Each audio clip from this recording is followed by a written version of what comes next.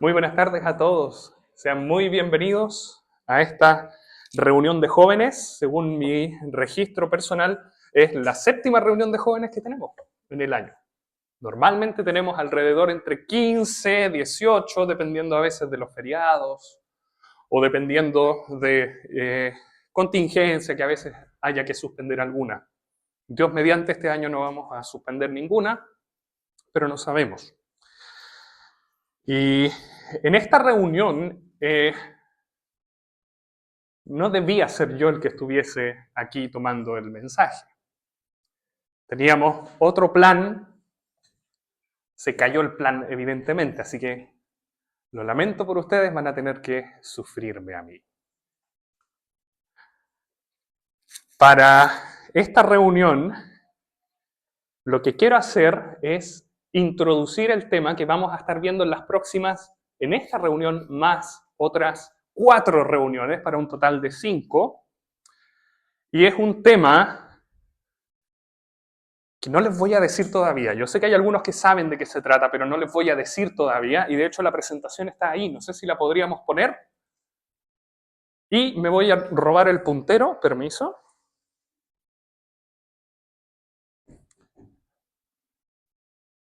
Perfecto. Pueden ver también el punto rojo, ¿cierto? Muy bien. No es ese el título de lo que quiero que veamos en estas 5 reuniones. Ese título que está ahí es simplemente lo que vamos a hacer hoy. Quiero llevarlos por la Biblia a hacer lo que se conoce como un panorama. ¿Qué es un panorama?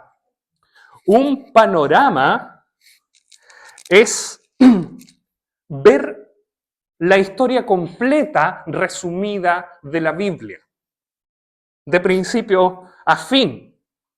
Una visión cronológica, una visión general de toda la Escritura y que nos va a permitir desembocar en el tema que yo quiero estar tratando en la segunda parte de esta reunión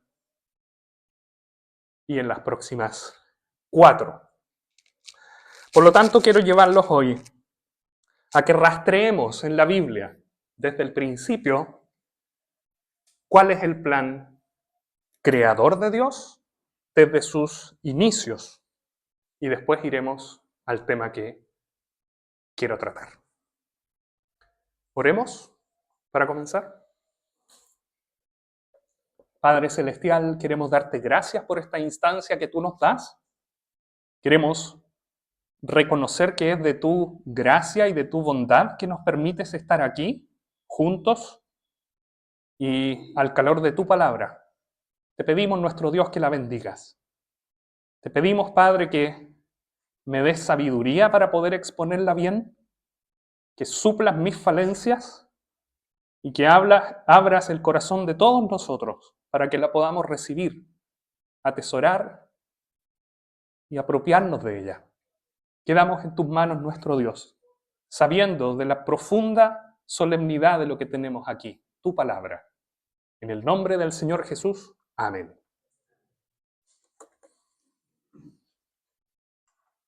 Vamos entonces, y aquí les quiero pedir que tengan sus Biblias en mano, al primer libro de la Biblia que se llama Génesis.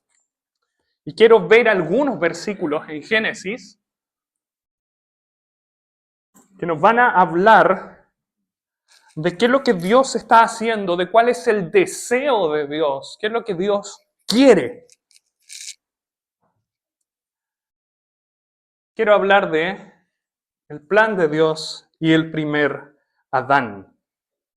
Génesis capítulo 1, versículos 27 y 28.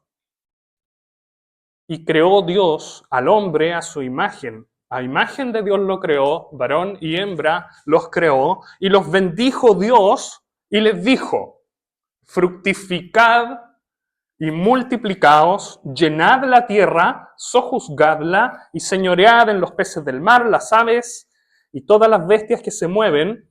Versículo 29, y dijo Dios: he aquí que os he dado toda planta que da semilla, que está sobre toda la tierra, y todo árbol en que hay fruto y que da semilla, os serán para comer. Me salto al 31 muy brevemente. Y vio Dios que todo lo que había hecho, y aquí que era bueno en gran manera, y fue la tarde y la mañana del día sexto.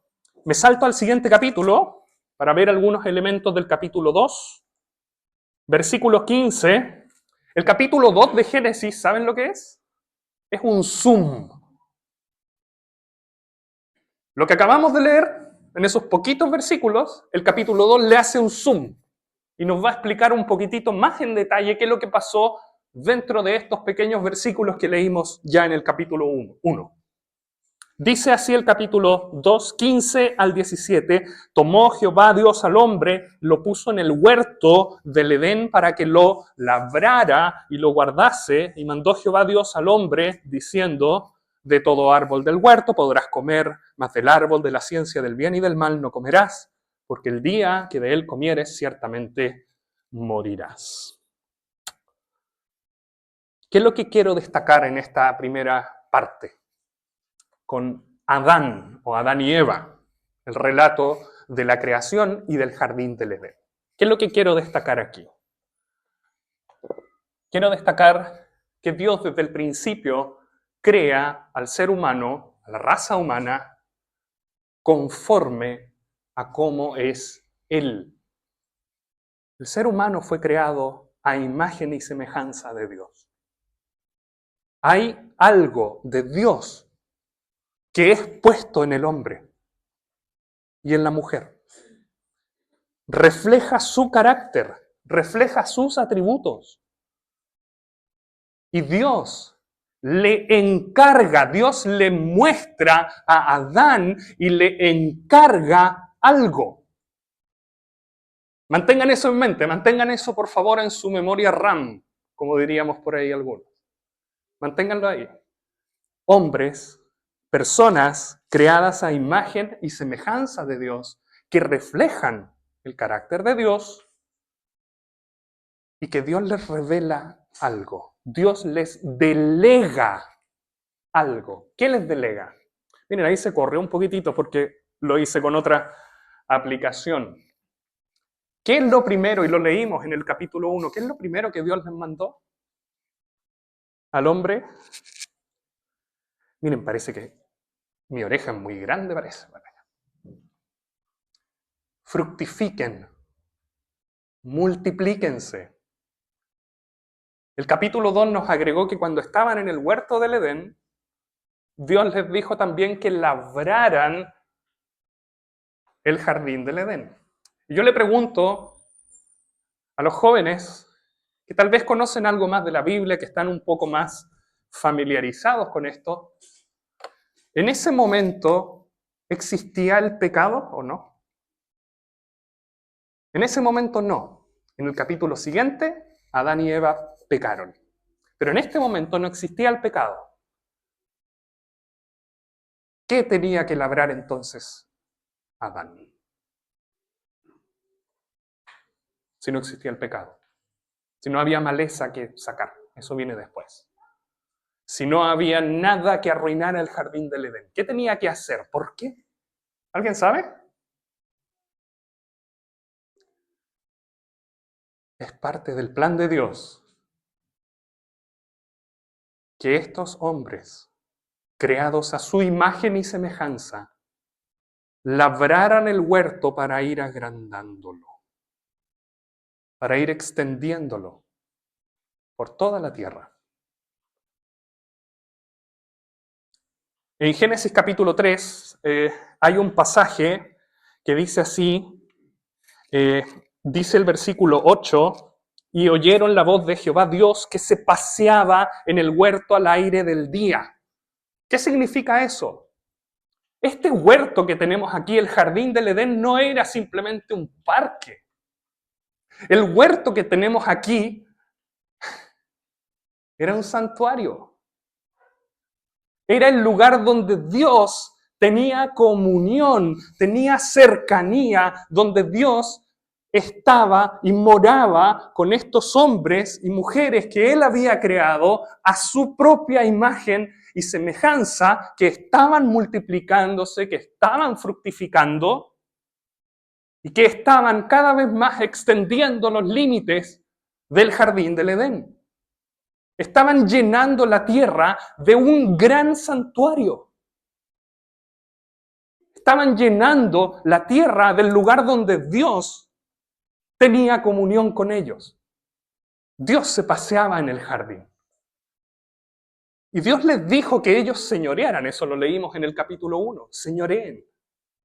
Pero no les dio a comer de un árbol, que era el árbol de la ciencia del bien y del mal. Esto significa que los límites de lo que es bueno y lo que es malo no los va a poner el hombre, los pone Dios. Dios pone, ellos señorean, pero señorean sujetos. ¿A quién es Dios? Él es el Rey, Él es el Señor. El hombre señorea sujeto al señorío de Dios. Y hay un elemento más, y esto es muy relevante. Puede sonar un poco loco, pero esta labor que Dios les dio a los hombres hechos a imagen y semejanza de Él, de que extendieran el huerto, que fructificaran y se multiplicaran, era una labor que, aún sin pecado, no podía ser hecha solamente por Adán. Tenía que estar su esposa también. Guarden eso en su RAM, guarden eso en su memoria, ¿ya? Y déjenlo ahí por un minuto. ¿Saben lo que pasó después? Pasamos al capítulo 3, la caída. El capítulo 3 es uno de los capítulos más infames de la Biblia. Es el capítulo que nos relata los hechos responsables de que exista el resto de la Biblia. El capítulo 3 nos muestra cómo entró el pecado en el mundo. El capítulo 3 nos muestra que la serpiente tergiversó todas las cosas de Dios. La serpiente, como figura de Satanás, engañó a la mujer, engañó al hombre, y el pecado entró a toda la raza humana. Pero quiero leer un versículo aquí. Versículo 15, Génesis 3, 15. Dios está ahí juzgando, Dios está diciéndoles ahí cuáles van a ser las consecuencias de lo que hicieron. Jehová Dios dijo a la serpiente, el 14, por cuanto esto hiciste, maldita serás, etc. Y pondré enemistad entre ti, serpiente, y la mujer, y entre tu simiente, entre la descendencia, y la simiente, la descendencia de ella.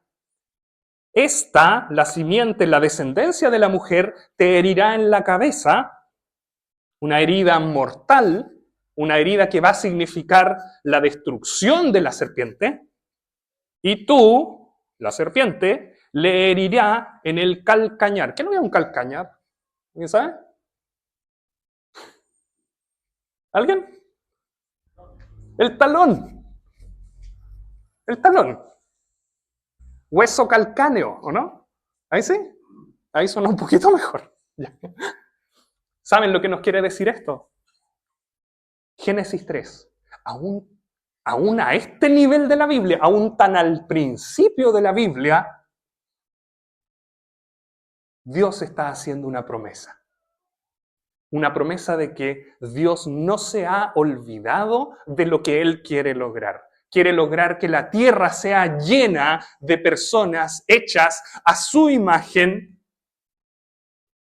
en un gran santuario en el que Él more con ellos como su Dios y ellos sean su pueblo.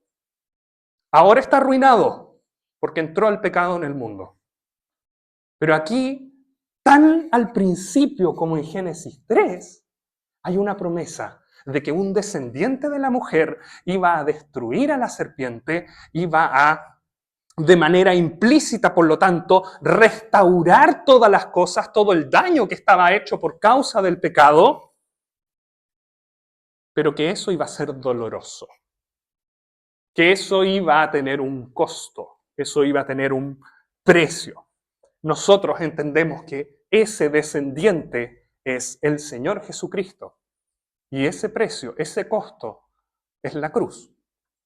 Lo que escuchamos en la primera parte. Eso es lo que nosotros vemos aquí. Fíjense que aún al principio Dios promete restaurar todas las cosas. Ahora bien, permiso.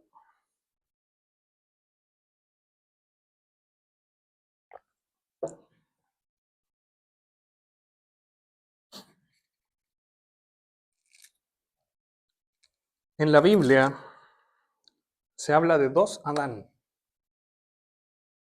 El primer Adán es este, y el segundo Adán vamos a ver que es Jesús, Cristo Jesús. Y vamos a ver en un momento más por qué.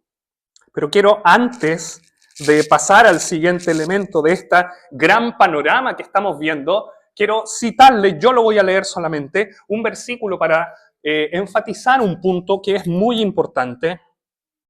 Dice lo siguiente, Romanos capítulo 5, versículo 12, por tanto, como el pecado entró en el mundo por un hombre. ¿Qué hombre? Adán. Y por el pecado, la muerte. Así la muerte pasó a todos los hombres, por cuanto todos pecaron.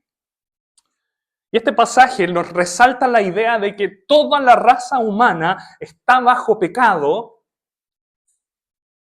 en primer lugar, porque nuestro primer precursor, Adán, el primer hombre, cayó en pecado. Esto es lo que conocemos como el pecado original. ¿Han escuchado ese término? Pecado original.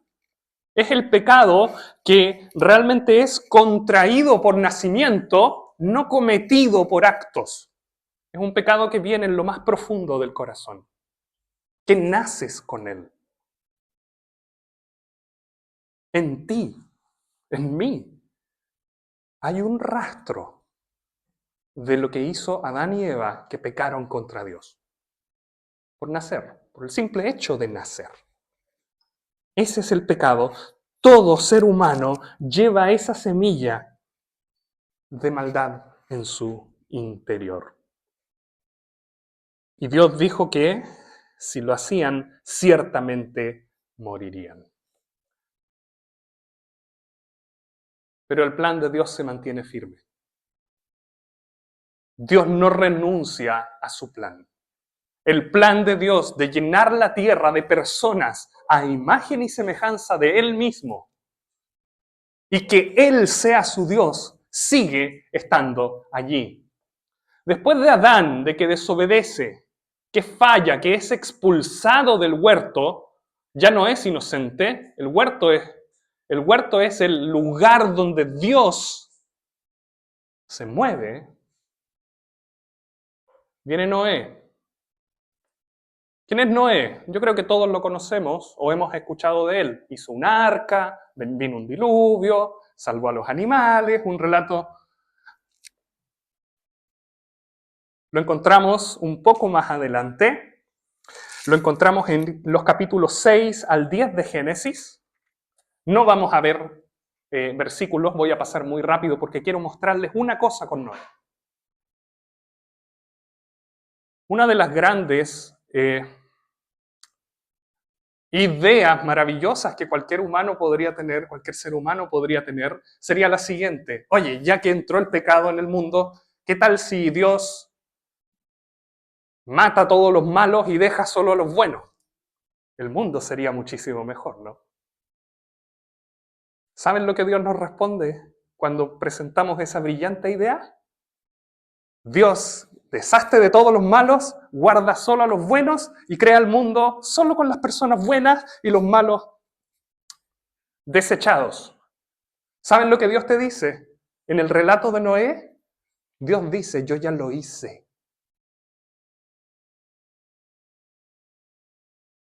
Ocho personas se salvaron en un arca. 8 justos. Noé, su esposa, sus hijos, 3 hijos con sus 3 esposas. Justos delante de Dios. personas temerosas de Dios, personas buenas al criterio de cualquiera de nosotros. Todos los demás, bajo el juicio de Dios, murieron en el diluvio. Y por lo tanto hay un nuevo comienzo aquí. ¿Y saben lo que nos dice la Biblia? Y esto es lo duro en Génesis capítulo 9. Al principio, los primeros 17 versículos, no voy a leer ninguno de ellos. En Génesis, el capítulo 9, Dios establece un pacto con Noé, reitera algunas de las promesas. Ahora sí, ahora la creación puede partir bien. Porque Dios partió de cero, por así decirlo. ¿Y qué es lo que nos pillamos en el versículo 18? 20, 21 hasta el final. ¿Aún Noé borracho? ¿Aún Noé desnudo? ¿Era una vergüenza eso? ¿Era una deshonra? ¿Era símbolo del pecado? ¿Era símbolo de humillación, de vergüenza, de bajeza? Y vemos a uno de sus hijos, Cam, que también sin ningún pudor, de nuevo mostrando pecado, mostrando bajeza, mostrando maldad, lo mira como si nada. Los otros tienen temor, hay un tema cultural ahí, eso era una ofensa muy grande. ¿Y saben lo que quiero demostrar con esto? Que aunque el arca, Noé y en el arca se salvó solamente a justos, iba un polizonte en el arca. En los corazones de estos justos iba la semilla del pecado. Estaba ahí. No puede ser quitada. No se trata de que Dios elimine a los malos, porque en el fondo toda persona es mala. Toda persona, por naturaleza, desde el principio, tiene este pecado original y que puede florecer a las cosas más horrendas que puedan imaginarse. O tal vez no, tal vez pase piola por el resto de la vida. Pero está ahí y es una ofensa delante de Dios y ha corrompido el plan de Dios. Pero Dios no se ha rendido. Noé nos muestra que el pecado sobrevive el juicio inicial de Dios. Es una demostración. Dios después, y continuamos un poco más allá, Génesis capítulo 12, tal vez leamos algunos versículos aquí, porque hay algo que es muy importante y que quiero ver. Dios elige a una persona que era un pagano, que era alguien que no creía en Dios, en el Dios verdadero, no creía en él. Era Abraham, o Abram en ese entonces. Pero era un hombre de fe, era un hombre que le creyó a Dios.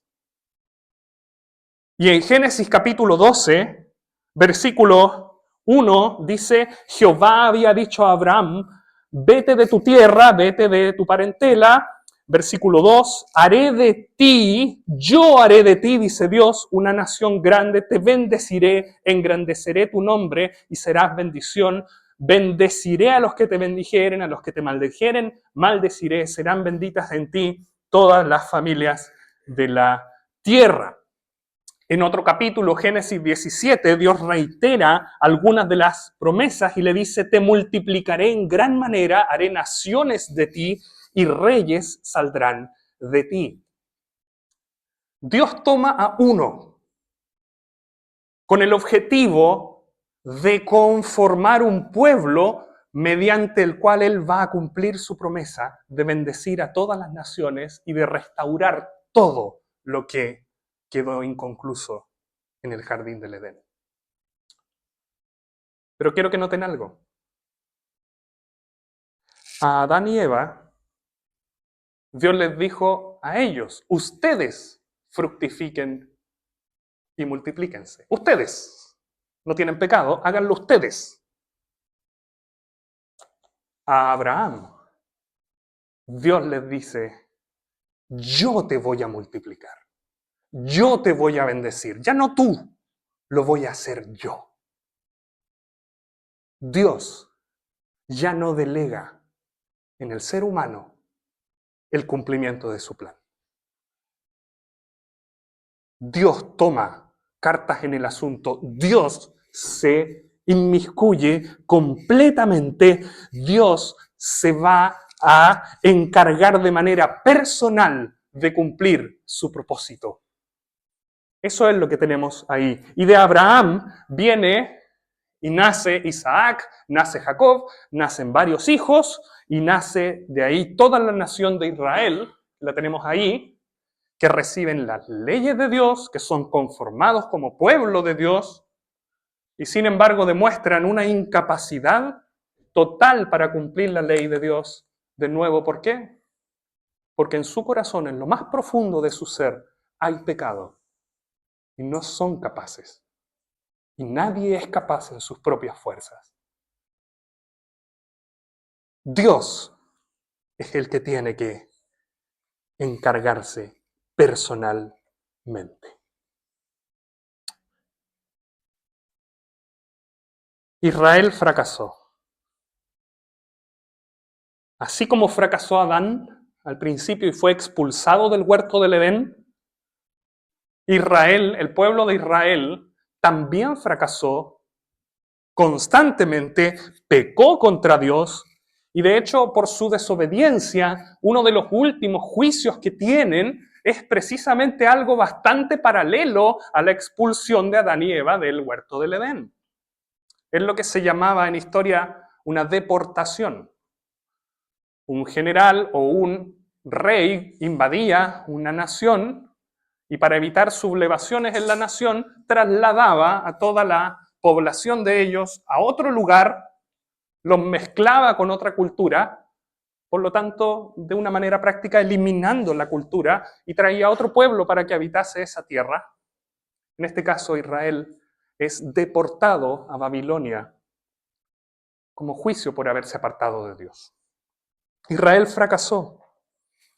Israel, por lo tanto, es un testimonio que nos dice que no importa lo cerca que alguien o que una nación o que un pueblo pueda estar de la ley de Dios, si Dios mismo no ha hecho una obra en el corazón de las personas, lo externo va a seguir primando. El corazón es lo que está afectado. No importa qué tantas cosas buenas puedan tener en el exterior. Israel tenía la ley de Dios, habían recibido las tablas de la ley, habían recibido ordenanzas de parte de Dios, habían recibido estatutos de parte de Dios que los conformaban como una nación, como un pueblo, pero sin embargo en lo más profundo de su corazón seguía el pecado allí. Y fracasaron. Sin la intervención de Dios, nadie puede ser salvo de su pecado. Pero ahora quiero extrapolar esto a algo más. Sin la intervención de Dios, el plan divino no puede resultar. El plan de Dios desde el principio de llenar la tierra de personas hechas a su imagen y que Él sea su Dios.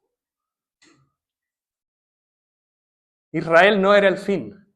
Israel simplemente era el medio para que a través de Israel Dios pudiese bendecir a todos y fracasaron por causa del pecado. Sin la intervención de Dios, no es posible ni a nivel individual que tú seas salvo, que tu pecado sea quitado, pero tampoco a nivel global, que el plan de Dios se lleve a cabo. Si Dios no interviene, nada de eso pasa. Pero aquí está la irrupción divina. El segundo Adán, Cristo Jesús. Y de hecho la idea de segundo Adán no es mía. La idea de segundo Adán está en la Biblia, está en el Nuevo Testamento. Quiero que avancemos ahora un poco más allá, porque hay varios pasajes que nos hablan de Jesús y lo comparan con Adán. ¿En qué sentido? En que él es el verdadero comienzo. Nuestra vista panorámica entonces se va a ir un poquitito más allá. Solamente cito yo un pasaje, en Gálatas capítulo 3, dice, a Abraham fueron hechas las promesas, vimos a Abraham, y dice, y a su simiente, a su descendencia, no dice, y a las simientes, como si hablase de muchos, sino como de uno, a tu simiente, la cual es Cristo.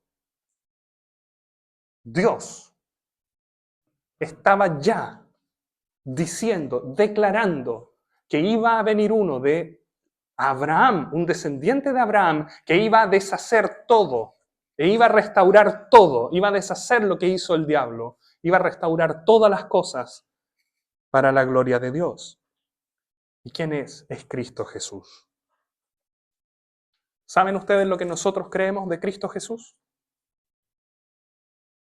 Que Él es Dios, que se hizo hombre. ¿Saben quién es Cristo Jesús? La segunda persona de la Trinidad o de la triunidad. Dios es uno. En su naturaleza, en su esencia, es uno y no hay otro Dios. Pero ¿saben lo que nos reveló Cristo en el Nuevo Testamento? Que en lo más profundo de ese único Dios está conformado por 3 personas. Yo no lo entiendo, pero lo creo. Así es Dios. En la intimidad profunda de Dios. Esto es solemne. Estamos pisando tierra santa cuando hablamos de la Trinidad. Es la naturaleza de Dios. Una sola naturaleza. Una sola esencia. 3 personas. Padre, Hijo y Espíritu Santo. ¿Y saben lo que pasó? El Hijo del Padre, Hijo y Espíritu Santo vino al mundo y tomó para sí una naturaleza humana. Él es aquel que va a restaurar el plan de Dios. Hace 2000 años atrás vino.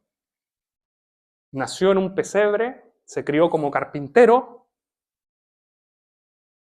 pero llegó a la cruz y dio su vida para restaurar todas las cosas, para reconciliar todas las cosas con Dios. Para quitar esa semilla de pecado que está en cada uno de nosotros. La segunda persona de la Trinidad. Dios hecho hombre, Dios mismo, que sigue siendo el Dios eterno, pero que ahora también es el hombre perfecto, sin pecado, sin mancha, más sublime que los cielos. Romanos capítulo 5, versículos 15 al 21, no lo tengo aquí, tampoco es del todo necesario que lo busquen. Pongan atención a esto, hay un paralelo de 3 cosas. Dice Romanos 5, versículo 16 o 15, si por la transgresión de aquel uno murieron muchos, por la infracción de Adán murieron muchos, abundaron mucho más para los muchos la gracia y el don de Dios por la gracia de un hombre, Jesucristo. El juicio vino a causa de un solo pecado para condenación, Adán, pero el don vino a causa de muchas transgresiones para justificación. La transgresión de uno solo hizo que reinara la muerte, pero mucho más reinarán en vida por uno solo, Jesucristo.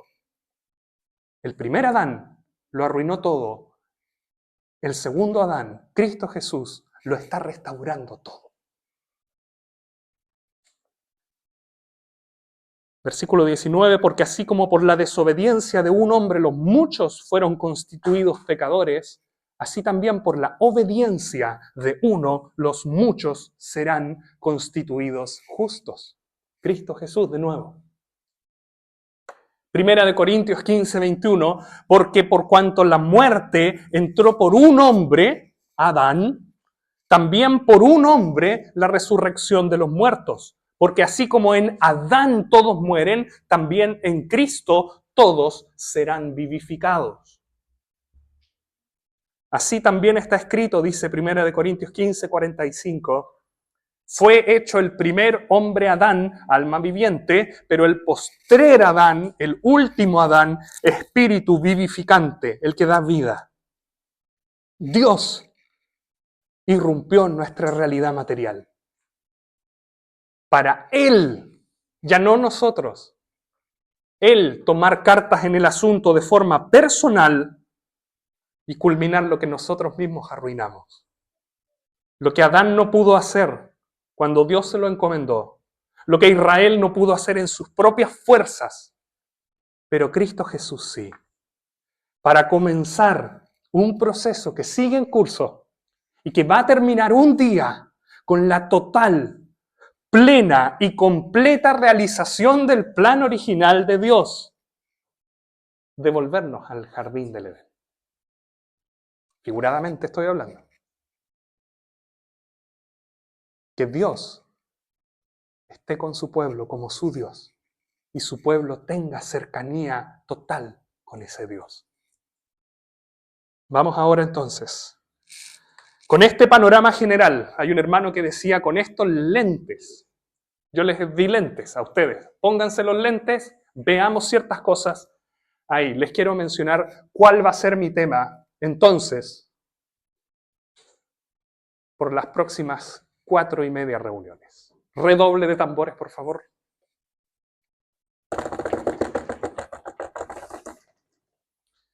La culminación del plan de Dios. La redención de su propósito de llenar la tierra con un pueblo santo que se somete a Él, que refleja su carácter, que refleja su imagen en todas sus acciones y que vive en comunión plena con Dios en una relación de cercanía y de familiaridad. Quiero hablarles entonces de la iglesia. Vamos a aprender cosas de la iglesia. El comienzo de la restauración definitiva de todas las cosas. Dios tomando la iniciativa. Cristo Jesús, Dios hecho hombre, para cumplir su propósito original. Me quedan 13 minutos, así que vamos a avanzar rápido, porque quiero introducir ahora solamente un concepto. Y ya en las próximas reuniones vamos a desarrollar otros conceptos que están asociados a iglesia. Lo escribí ahí, bueno, los caracteres son español, pero así se escribiría en el griego que se escribió en la Biblia. Eclesia es una palabra que se transliteró y de ahí de hecho viene el término eclesiástico como algo que se refiere a la iglesia, lo relativo a la iglesia. Palabra que se usa en el Nuevo Testamento un poco más de 110 veces. La enorme mayoría de ellas se refiere a iglesias locales, también vamos a hablar algún día de eso. Pero era un término originalmente en la Escritura que era un término social, era un término político, tal vez podríamos decirlo. No era un término religioso. En el mundo griego, las polis griegas, las ciudades griegas, particularmente Atenas, usaban esta palabra eclesía para referirse a la asamblea deliberante de la ciudad. Era el grupo de personas que se juntaban, se separaban de todo lo demás, se juntaban con un propósito de dirigir, de hacer, de deliberar, etc. Esa es la idea. Es un grupo de personas ordenado, seleccionado, apartado, con un fin. Hay varios pasajes, incluso en la Biblia, que se utiliza la palabra eclesía, iglesia, no refiriéndose a la iglesia de Dios. Eso lo voy a dejar ahí como dato curioso. Si alguien después quiere, me puede preguntar cuáles son. Hay varios pasajes en la Biblia que se utiliza la palabra iglesia para referirse precisamente a esta dimensión un poquitito más administrativa, ¿no? Por lo tanto, los sinónimos de iglesia: asamblea, convocación, congregación de personas, grupo de personas. Y eso tal vez es lo primero que quiero mostrarles. La iglesia no es un edificio. La iglesia son personas. Es un grupo de personas convocados por algo o por alguien con un propósito específico.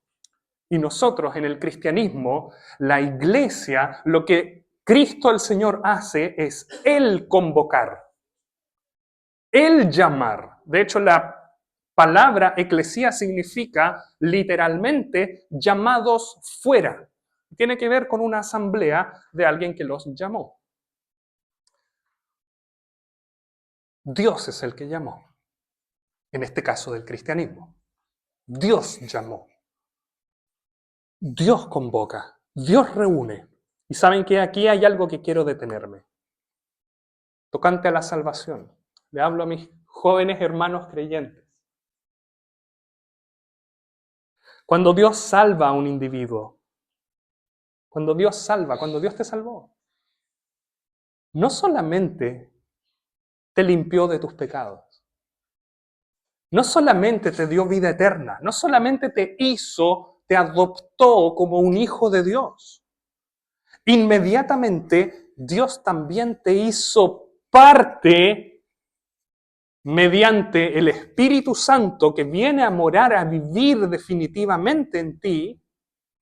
Te hizo parte de este grupo selecto, escogido de personas que conforman esta convocatoria, esta asamblea santa, sin distinción alguna de raza, de etnia, de género, de edad, de época de la historia, de denominación tal vez o de grupo, de cualquier tipo que puedan imaginarse, sin ninguna distinción. Sin distinción, por ejemplo, si son de las asambleas de hermanos como esta, o bautistas, o presbiterianos, o luteranos, o anglicanos, o metodistas, evangélicos, ortodoxos, etc. No. Estoy introduciendo un concepto. Y el concepto se llama la Iglesia Universal. Vamos a ver en las próximas reuniones otras pequeñas acepciones de cómo la Iglesia Universal baja a las iglesias locales. Pero la Iglesia Universal es el gran grupo que lleva 2000 años formándose de todos y cada uno de los individuos que han sido salvados, limpiados por la sangre de Cristo. Y todos juntos, conformados como un pueblo. El cuerpo de Cristo, el cuerpo místico de Cristo en la tierra. La Iglesia Universal, una comunidad viva. Mateo capítulo 16. Y esto es lo último que vamos a ver hoy. Y esta vez sí les puse el pasaje porque lo vamos a ver muy brevemente. Jesús está hablando acerca de quién es Él. Le pregunta a sus discípulos, ¿quién dicen los demás que soy yo? Y después le pregunta a ellos, ¿quién dicen ustedes que soy yo? Y Pedro, Simón Pedro, le dice, tú eres el Cristo, el Hijo del Dios viviente. Entonces respondió Jesús, bienaventurado eres Simón, hijo de Jonás, porque no te lo reveló carne ni sangre, sino mi Padre que está en los cielos. Yo también te digo que tú eres Pedro, y sobre esta roca edificaré mi iglesia, y las puertas del Hades no prevalecerán contra ella. Y a ti te daré las llaves del reino de los cielos. Todo lo que atares en la tierra será atado en los cielos, todo lo que desatares será desatado en los cielos. Y mandó a sus discípulos que a nadie dijesen que él era Jesús el Cristo. Vuelvo allí. Esta es la primera vez que en el Nuevo Testamento se menciona la palabra iglesia. ¿Y saben lo que quiero que se queden con este pasaje?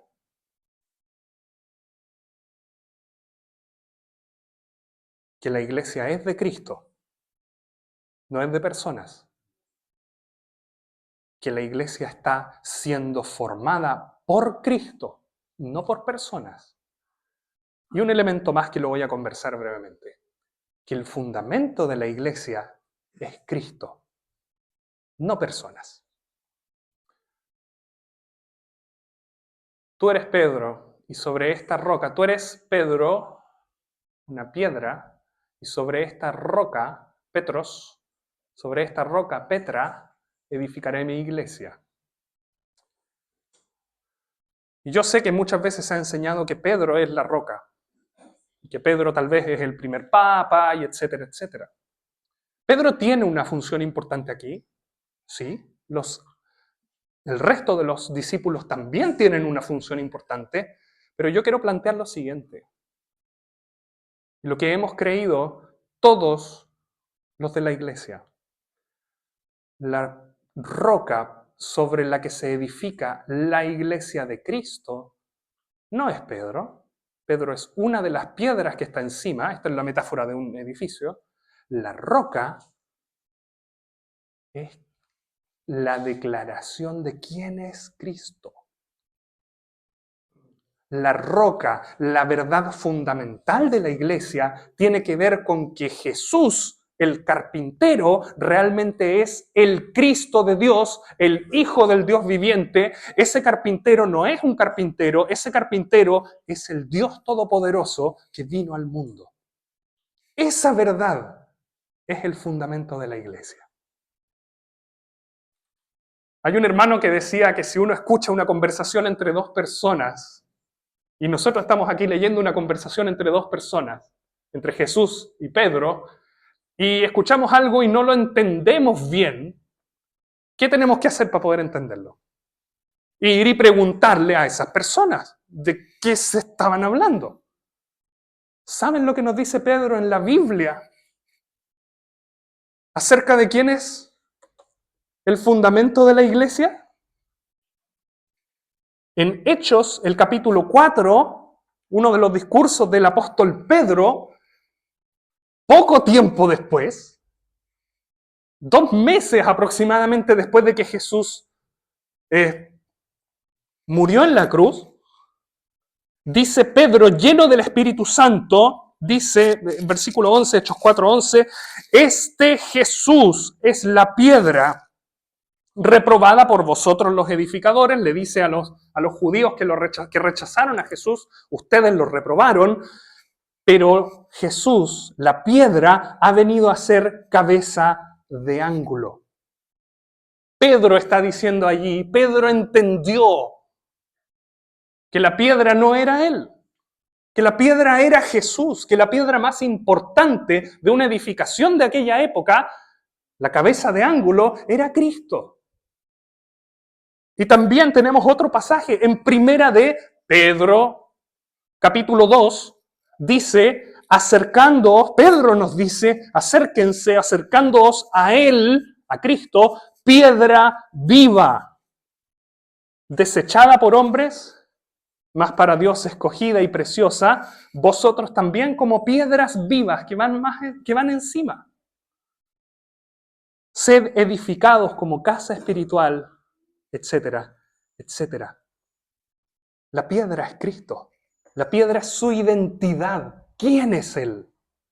La iglesia, por lo tanto, es propiedad de Cristo, es edificada por Cristo con base a la identidad de Cristo, del Cristo vencedor, y bajo el señorío de Cristo exaltado. Y las puertas del Hades no prevalecerán contra ella.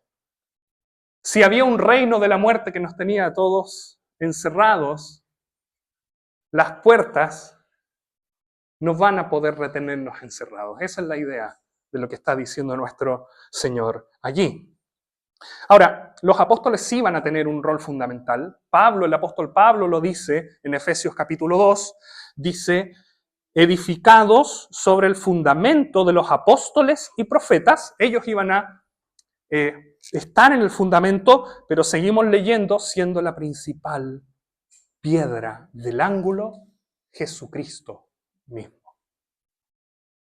Ellos, ahí, iban a tener la responsabilidad de desarrollar la doctrina bajo la cual se regiría toda la iglesia. Pero es de Cristo. Está fundada en Cristo. Él es el que la está construyendo. La llave del reino de los cielos no lo voy a explicar por tiempo, lo puedo explicar en la siguiente reunión, Dios mediante. Pero también quiero resaltar el versículo 20, porque es la guinda de la torta en el argumento también. Entonces mandó a sus discípulos que a nadie dijesen que Pedro iba a ser el fundamento de la iglesia. No. Que a nadie dijesen que él, Jesús, el que todos veían como un simple carpintero, era el Cristo de Dios, el elegido de Dios. Ese es el fundamento de la iglesia, la identidad de Jesús. Cristo. La iglesia le pertenece a Él. El rol apostólico, ellos iban a dar solamente el fundamento doctrinal. Y es muy importante, claro que sí.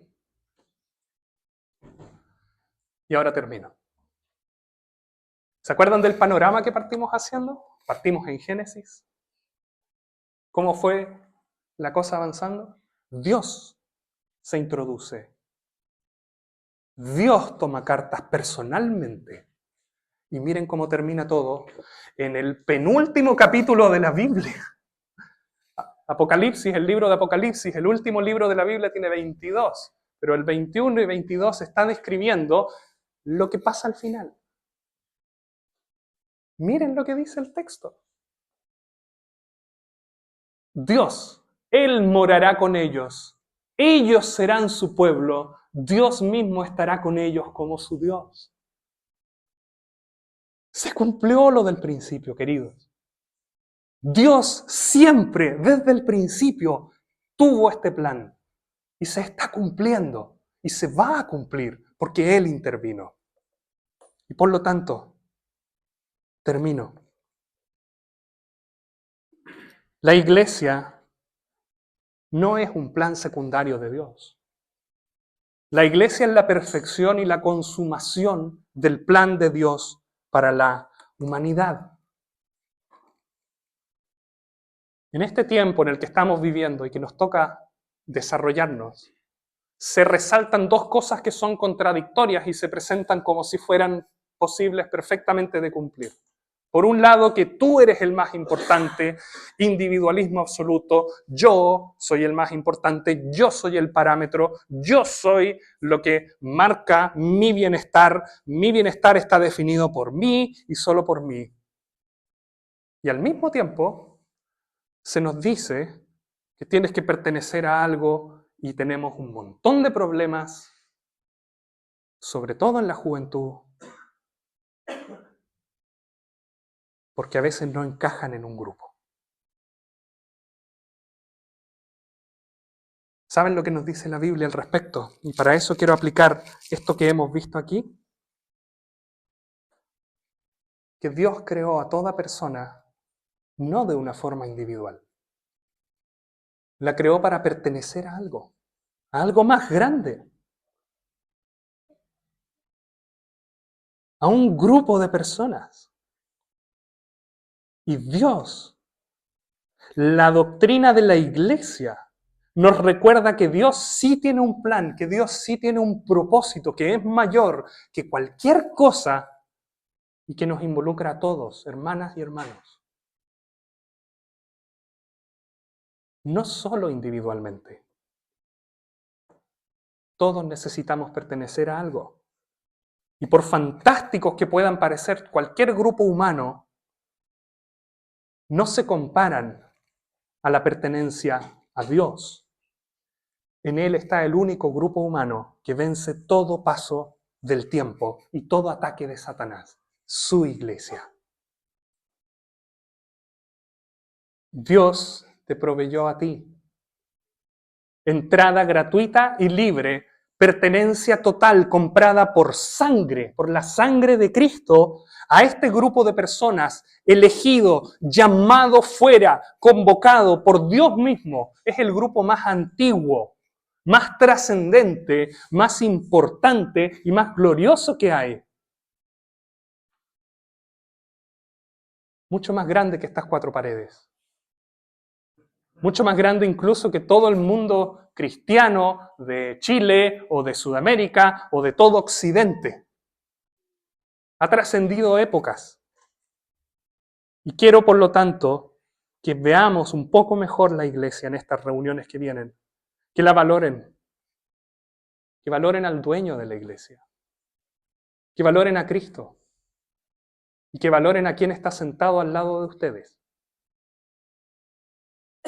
Un pueblo bajo la dirección de Dios. Y por lo tanto que podamos amar y valorar más y comprometernos más con la iglesia del Dios viviente. Dios mediante entonces veremos algunas otras cosas en la siguiente reunión. Oremos. Padre Celestial, te damos gracias por esta reunión que tú nos has permitido tener. Gracias por tu palabra. Te rogamos ahora, nuestro Padre Celestial, que tú nos bendigas, que tú nos guardes, que nos hagas ver con tus ojos lo que tú has comenzado. Te rogamos, nuestro Dios, que nos permitas valorar más a tu Hijo y la obra de Él, individual, pero también colectiva.